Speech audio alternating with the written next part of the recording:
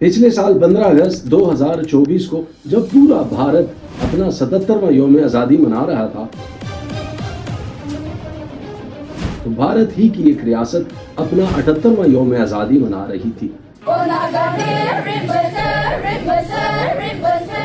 यकीन करना मुश्किल होगा, लेकिन इस रियासत के पास अपनी खुद की पार्लियामेंट भी है, होम मिनिस्ट्री, फाइनेंस मिनिस्ट्री और हत्ता कि अपनी खारजा अमूर की वजारत भी है। इस उग्रवादी संगठन के प्रभाव वाले इलाके में अलग से एक विदेश मंत्रालय, अलग गृह मंत्रालय और अलग वित्त मंत्रालय है। ऐसा लगता है जैसे हमारे ही देश के अंदर एक दूसरी सरकार चल रही है। और तो और इनका अपना वजीर आजम है, जो भारत के वजीर आजम की तरह दूसरे ममालिक के दौरे भी करते हैं। मतलब ये लोग भारत के अंदर अपना अलग मुल्क बनाकर इसे चला रहे हैं। नक्शे में जो नुमाया इलाका नजर आ रहा है, इसे इंडिया का रेड कॉरिडोर कहा जाता है, क्योंकि इन 9 रियासतों के कई इलाकों में आज भी भारतीय हुकूमत नहीं, बल्कि वहाँ उनकी अपनी हुकूमत है।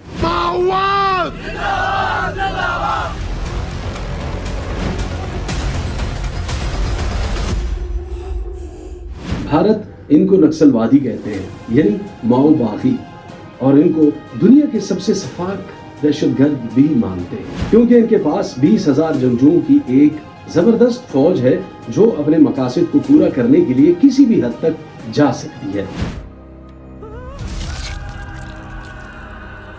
लेकिन हकीकत ये है कि पूरी दुनिया में ये रियासत नागालैंड के नाम से जानने लगी है। इनका मकसद ये है कि हिंदुस्तान से आज़ादी हासिल की जाए और अपनी कम्युनिस्ट रियासत बनाई जाए।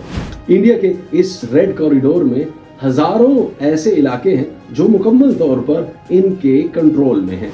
नागालैंड हुकूमत भारतीय फौज पर भी खौफ कायम करने के लिए निहायत बेरहम तरीके अपनाते हैं, जैसे अपने दुश्मन को जिंदा जला देना, अवामी तौर पर सर काट कर वीडियो रिकॉर्ड करना, मजमे के सामने 3rd डिग्री टॉर्चर के जरिए कत्ल करना। नागालैंड हुकूमत के अपने उसूल भी हैं। हर गांव के हर खानदान को एक बच्चा नक्सलवाद के लिए वक्फ करना होता है। वो बचपन में ही बच्चों को अपनी आज़ादी से रोशनास कराते हैं, ताकि बड़े होकर वो बच्चे अपने मुल्क और अपने खानदान की खिदमत कर सकें। ये लोग भारत के आईन और कानून को नहीं मानते। नागालैंड हुकूमत का अपना आईन है और अपना कानून है। अगर कोई किसी भी किस्म का जुर्म करता है तो उसे लोक अदालत में सजा दी जाती है। इनके इलाकों में उनकी अपनी हुकूमत चलती है, जिसमें उनका अपना कौमी परचम, कौमी तराना और कौमी दिन सब कुछ होता है, जो मुकम्मल तौर पर भारत से अलग है। हर साल 15 अगस्त और 26 जनवरी को इन नक्सलवादी इलाकों में ब्लैक डे यानी यौम सोग मनाया जाता है।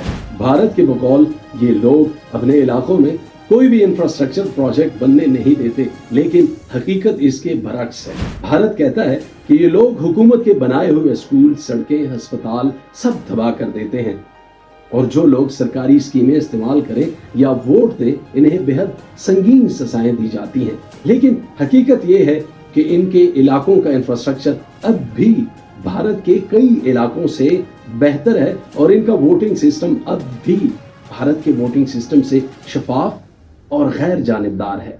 हुकूमत नागालैंड अपने इलाकों में एक अलहदा मईशत भी चलाते हैं और अपने शहरियों की फलाह के लिए मुख्तलिफ शोबों में मुफीद फलाही स्कीमें भी चला रही है। सेहत के शोबे में chief minister public health insurance scheme के तहत सरकारी मुलाजमीन को 20 लाख रुपए और आम शहरियों को 5 लाख तक मुफ्त इलाज की सहूलियात दी जा रही हैं। यूनिवर्सल लाइफ इंश्योरेंस स्कीम के तहत लोगों के लिए हादसाती इंश्योरेंस फराहम की जाती है। माजूर अफराद के लिए वजीफे और कर्ज भी दस्तयाब है।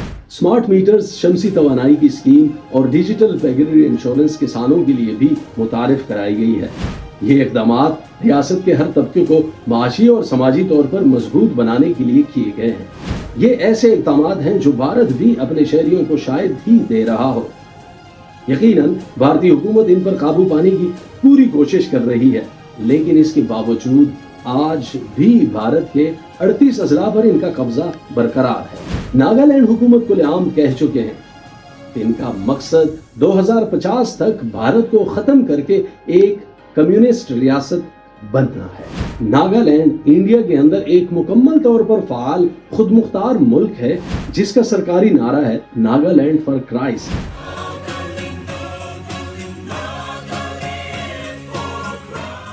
حیرت کی بات یہ ہے کہ ناگالینڈ کی اپنی پارلیمنٹ بھی ہے جسے وہ ٹاٹر کہتے ہیں.